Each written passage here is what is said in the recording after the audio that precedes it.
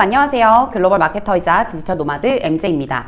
어느새 5번째 영상이네요. 지난 영상들을 통해 브랜딩, 글로벌 브랜딩을 만드는 과정인 경쟁사 분석, 우리 브랜딩 분석, 컨텐츠 제작 등에 대하여 함께 알아보는 시간을 가져보았는데요. 어떠셨나요? 혹시 영상을 보다가 궁금하신 게 있으시면 아주 편하게 댓글에다가 물어봐 주세요. 이번 영상에서는 소셜미디어 마케팅에 대한 이야기를 해보려고 합니다. 한국에서는 SNS라고 불리는 소셜 네트워크 서비스, 북미에서는 SNS라는 말 대신에 소셜미디어라는 말을 주로 사용하고 있습니다. 그리고 이 소셜미디어에서는 실제로 한국이나 북미의 사람들뿐만 아니라 전 세계 사람들이 하루 중 많은 시간을 보내는 곳이기도 하기 때문에 그 모습이나 결, 특색은 다를 수 있으나 어느 정도 삶이 반영되어 있다고 볼 수 있을 것 같아요. 소셜미디어 마케팅의 여러 가지 특징 중 하나는 시간이 지나가면서 소셜미디어의 마케팅 전략은 계속 변경이 되는 것인데, 때문에 트렌드와 알고리즘 등에 대해서 조금 더 민감하게 반응하고 흐름에 발맞춰 바꾸는 것이 가장 중요한 키포인트입니다. 1996년 시작된 이래 소셜미디어는 전 세계 77억 인구 중 절반에 침투하는 데 성공했다고 하는데요. 통계에 따르면 전체 인구 중 절반이 넘는 인구가 소셜미디어를 사용하고 있다고 하는데, 제 주변을 둘러보기만 해도 실제로 소셜미디어를 전혀 하지 않는 분은 없습니다. 아마도 전체 인구가 아닌 10대부터 50대 혹은 60대까지 인구를 기준으로 살펴본다면 절반보다 아마 훨씬 많은 사람들이 현재 1개 이상의 소셜미디어를 사용하고 있지 않을까 생각이 듭니다. 때문에 소셜미디어 플랫폼은 2010년 9억 7천만 명에서 2021년 7월 44억 8천만 명을 돌파하는 등 지난 10년 동안 총 사용자 기반이 거의 3배 이상 증가했다고 하는데요. 앞으로도 이러한 수치가 절대 줄어들 것이라고는 저는 생각하지 않고요.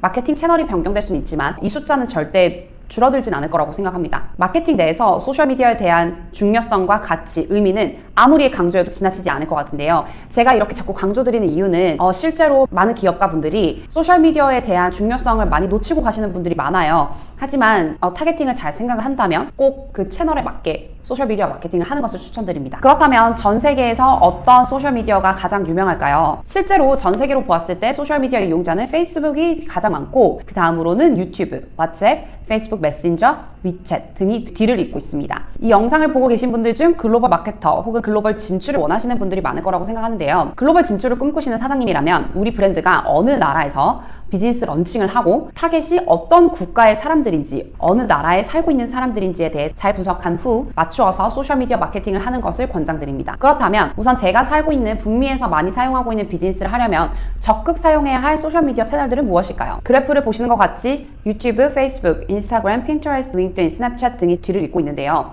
다 아시겠지만 유튜브, 페이스북, 인스타그램 이 세 가지는 업종 상관없이 무조건 그냥 채널을 만들고 시작한다고 생각하시면 좋습니다. 페이스북을 요즘 누가 사용해 하고 말씀하실 수도 있겠지만 전 세계로 봤을 때 메신저, 친구들과 커넥트되어 그룹챗 등 많이 사용하기 때문에 절대 빠질 수 없는 부분입니다. 그리고 유튜브는 다들 아시겠고 또 인스타그램도 많이 아실 거라 생각해서 내용을 생략하고요. 그 뒤로 소셜미디어 채널에 대해서 이제 하나하나씩 조금씩 간략한 설명을 드리도록 하겠습니다. 핀터레스트는 이미지를 사용하여 인터넷에서 정보를 저장하고 검색할 수 있도록 설계된 이미지 공유 및 소셜미디어 서비스예요. 사람들이 이미지, 비디오, 글귀 같은 것을 영감을 받고 리서치를 할 때 많이 사용하는데 몇 년 전부터 여기서 광고를 하는 사람들도 많아졌습니다. 그래서 구글에 검색을 했을 때 사진이 뜨면서 그 사진에 호감이 가서 클릭을 하고 그 클릭을 한 것이 우리 브랜드로 이어지는 경우, 그렇게 자연스럽게 광고로 이어지는 경우가 많고요. 다음으로 링크드인입니다. 링크드인은 본인이 어떤 커리어로 일을 하고 있고 그 일에 대해 누구랑 일을 했고 이런 것들을 공개적으로 공유하고 프로페셔널한 네트워킹을 할 수 있는 플랫폼입니다.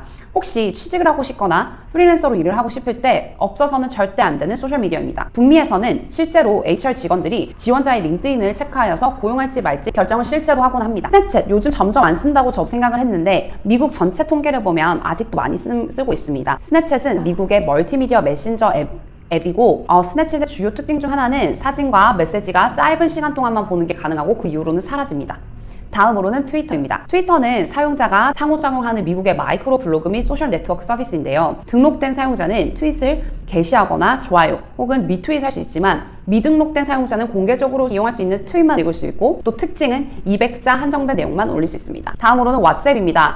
한국에서는 카카오톡을 사용하지만 북미에서는 왓츠앱을 사용하는데요. 말 그대로 메신저 앱이라고 생각하시면 됩니다. 다음으로는 틱톡입니다. 영상을 많이 보는 이 시대에서 핫하게 떠올랐던 소셜미디어죠. 주로 웃기거나 엔터테인먼트, 트릭 등으로 유명해졌지만 요즘은 또 여행, 교육적인 부분도 하고 다양한 짧은 형식의 사용자 동영상을 15초에서 3분까지 만들어 업로드 가능합니다. 그 다음은 레딧입니다. 미국의 뉴스 집계, 웹 컨텐츠 및 토론 웹사이트인데요.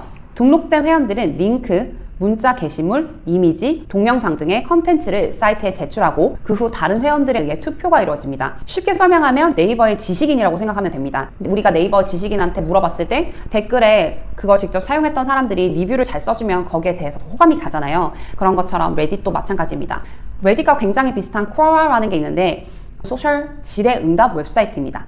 이렇게 북미에서 사용하는 소셜미디어를 짧게 알아봤는데요. 해외에서 브랜드로 잘 자리 잡고 성장하기 위해서는 네이버에만 의존해서는 절대 안 됩니다. 페이스북, 인스타그램, 유튜브는 기반으로 시작하여 인더스트리에 맞는 채널과 마케팅 전략을 잘 짜서 꾸준한 업로드와 읽고 또 보고 싶은 좋은 컨텐츠를 제공해야 합니다. 그러면 오늘 북미 소셜미디어 채널에 대해서 설명드렸습니다. 감사합니다.